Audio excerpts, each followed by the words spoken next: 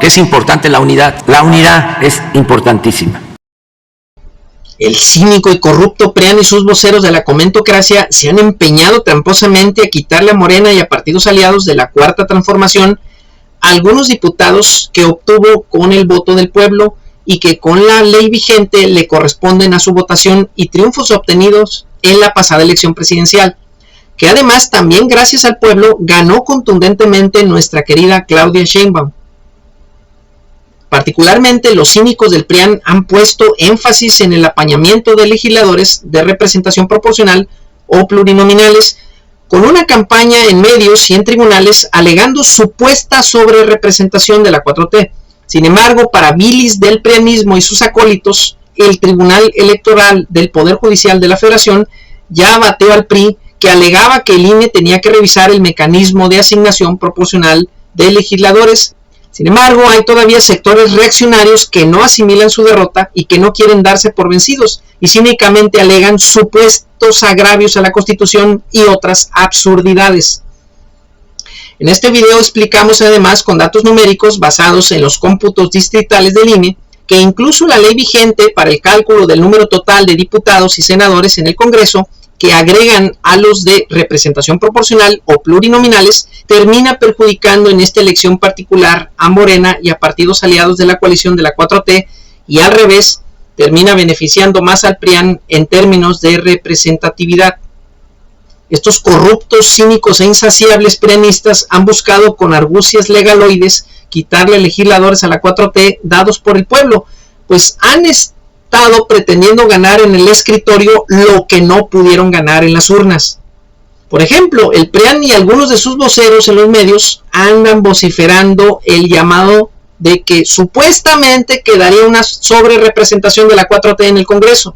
alegando que habría que reinterpretar las leyes vigentes, particularmente el artículo 15, fracción tercera de la Ley General de Instituciones y Procedimientos Electorales, y el artículo 54 de la Constitución Política de los Estados Unidos Mexicanos,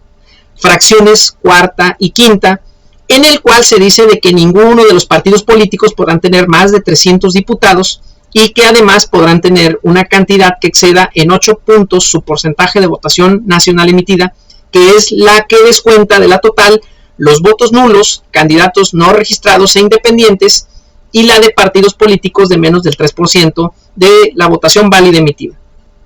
Aunque, como claramente dice ahí, esto último no aplica en el escenario en que es consecuencia de un porcentaje de triunfos en los distritos uninominales de la elección federal que superen su participación en la votación nacional emitida más un 8%. Sin embargo, los del PRIAN y sus voceros han buscado tramposamente reinterpretarlo para aplicar las restricciones de sobrerepresentación dadas a partidos políticos, también a las coaliciones, y con ello reducirle artificialmente diputados a la coalición de Morena, PT y Partido Verde, y apañarse esos diputados aplicando el artículo 17, fracción segunda, de la Ley General de Instituciones y Procedimientos Electorales. A los del PRIAN y sus voceros se les olvida que en México los diputados y senadores no se asignan enteramente por proporción a la votación nacional emitida. El Tribunal Federal del Poder Judicial de la Federación le dio la razón al INE y confirmó que los límites de sobrerepresentación en el Congreso son para partidos políticos y no para coaliciones, que es lo que dice la propia ley y no como quería reinterpretar mañosamente el PRIAN. Esto que decimos refuta las absurdeces que los columnistas, comentócratas, chayoteriza y demás fauna filoprianista o anti-4T que andan pregonando por los medios de que supuestamente Morena y aliados estarían sobrerepresentados con la virtual asignación calculada. Ahora veamos con datos basados en los cómputos distritales del INE que en realidad la ley actual ha perjudicado a Morena y aliados en el tema de representatividad total de diputados y senadores, mientras que al PRIAN les termina beneficiando. Esto a pesar de que la 4T arrasó en las votaciones y que tuvo un aplastante número de victorias distritales y una votación casi el doble que la del PRIAN. En efecto, tal como está estructurada la ley presente para el cálculo de diputados totales en el Congreso, termina perjudicando a la 4T. Para comprender mejor cómo el cálculo final del porcentaje de diputados totales con la legislación actual termina perjudicando a Morena y aliados en esta elección, a pesar de haber arrasado con triunfos en diputados y senadores electos y a pesar de tener una mayor votación que el PRIAN, veamos a continuación el cálculo de esta cantidad. Para un cálculo preliminar del porcentaje aproximado de diputados totales por partido, obtenido tanto por los triunfos de diputaciones en los distritos de la elección federal y los de asignación proporcional, una vez dadas las consideraciones de las fracciones primera y segunda del artículo 54 constitucional, entonces basado en los artículos 16 y en el 17, fracción primera de la Ley General de Instituciones y Procedimientos Electorales, y antes, en caso de ser necesario los ajustes por sobrerepresentatividad a partidos, se obtiene con la siguiente fórmula. El porcentaje de diputados totales estimados de un partido antes de posibles ajustes por sobrerepresentatividad es igual a 0.6 por el porcentaje de victorias del partido en diputaciones de mayoría relativa en los distritos, más 0.4 por el porcentaje de votación nacional emitida del partido. Para un partido político como el PRD, que no alcanzó el 3% de la votación válida emitida, se puede tomar como 0% de votación en la fórmula, puesto que en su caso la ley no le otorga diputados de representación proporcional por no haber alcanzado el 3%. De lo anterior se desprende que un partido político que tenga un porcentaje de diputados electos ganados por votos directos en los distritos electorales que sea mayor a su porcentaje de votación nacional emitida, tendrá incluso antes de posibles ajustes por sobrerepresentatividad un porcentaje estimado de diputados totales menor que el que directamente ganó en las urnas, y al revés, si su porcentaje de diputados ganados por votación directa en la elección es menor a su porcentaje de votación nacional emitida, tendrá un mayor porcentaje de diputados totales que el porcentaje ganado directamente en las urnas. Para ilustrar cuantitativamente lo anterior y su efecto en Morena y aliados, veamos su situación con los datos de los cómputos distritales publicados por el INE. Como comparativo, tomemos el caso de Morena y el PAN en la pasada elección. Podemos observar que para diputados, Morena por sí solo tuvo una votación del 40.8404% y que corresponde a un 43.5976% de votación nacional emitida, que es la que deja fuera los votos nulos, votos de candidaturas independientes y no registradas, así como la votación de partidos que no alcancen el 3% de votación válida emitida, en este caso la del PRD. La votación de Morena fue claramente la mayor. El PAN, que fue el segundo lugar, tuvo una lejana votación de 16.8992%, y corresponde a una votación nacional emitida de 18.0402%. Si observamos, Morena tuvo victorias en las que logró 161 diputados de mayoría relativa en distritos y que equivalen al 53.6667% de diputados de la elección. Por otro lado, el PAN terminó obteniendo en la elección solo 32 diputados, incluso abajo del Partido Verde, que obtuvo 57, y del PT con 38. Los diputados ganados por el PAN solo representan el 10.6667% de los diputados totales de la elección federal. Ahora bien, a pesar de lo anterior, una vez calculados los diputados de representación proporcional, nos percatamos que a Morena le corresponderían por esta vía 87 y al PAN 36, evidentemente por tener Morena una mayor votación nacional emitida. Al sumar los diputados ganados en la elección con los de representación proporcional, se tiene que Morena obtendría un total de 248 diputados y el PAN 68. Si calculamos el porcentaje que representan esos diputados al total de 500, estos son 49.6% para Morena y 13.6% para el PAN. Es decir, Morena baja su participación de diputados en un 4.0667%, mientras el PAN sube la suya en un 2.9333%. Esto a pesar de que Morena ganó diputaciones por voto directo en la elección en una proporción de más del 5-1 sobre el PAN y además tuvo una votación en proporción de casi 2 veces y media sobre la del PAN. El resultado adverso de agregación de plurinominales para la 4T es más marcado cuando lo vemos por coalición, pues la coalición de la 4T con Morena, Verde y PT bajan un 10.7333% su cantidad de diputados totales respecto a los ganados en la elección por voto directo,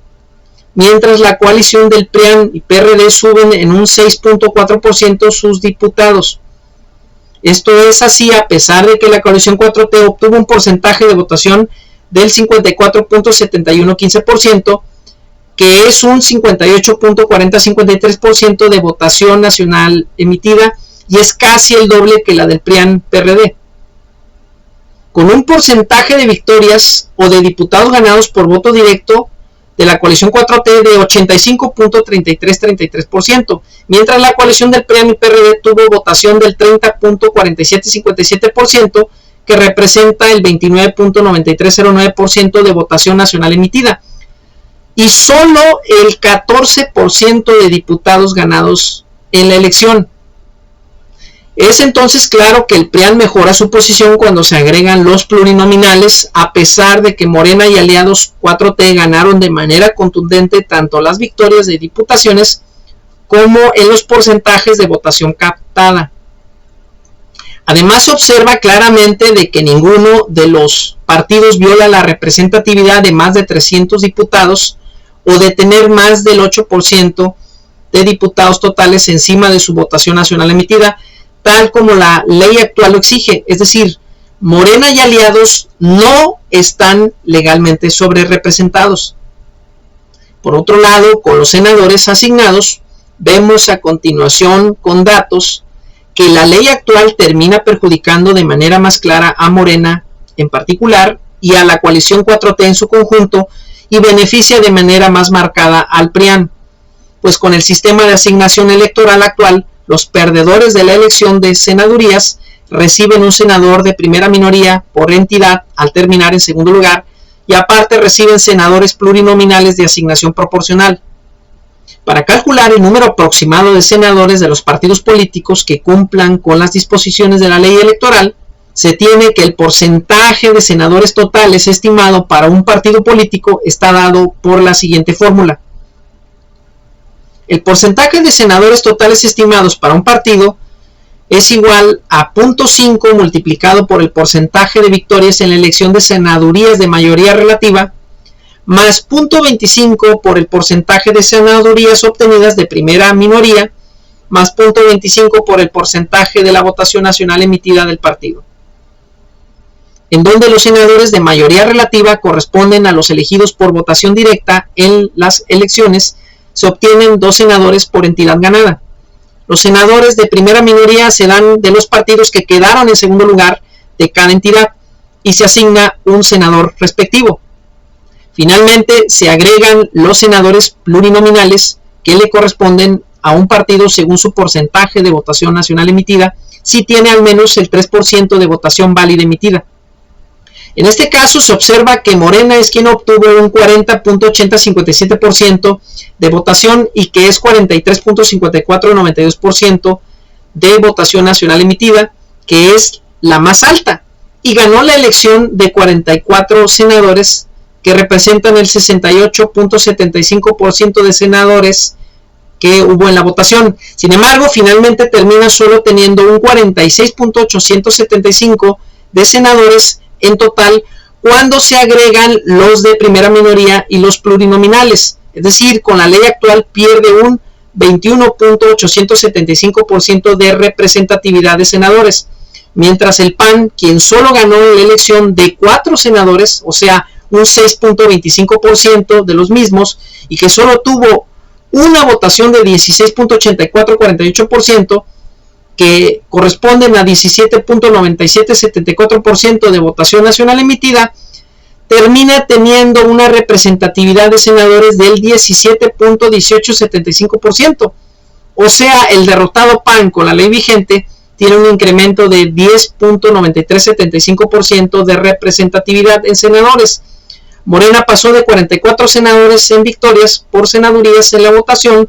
a tener 60 en total cuando se agregan primera minoría y pluris, o sea, incrementó 16, mientras el PAN pasó de 4, que ganó en la votación, a 22 en total, agregando los pluris y primera minoría,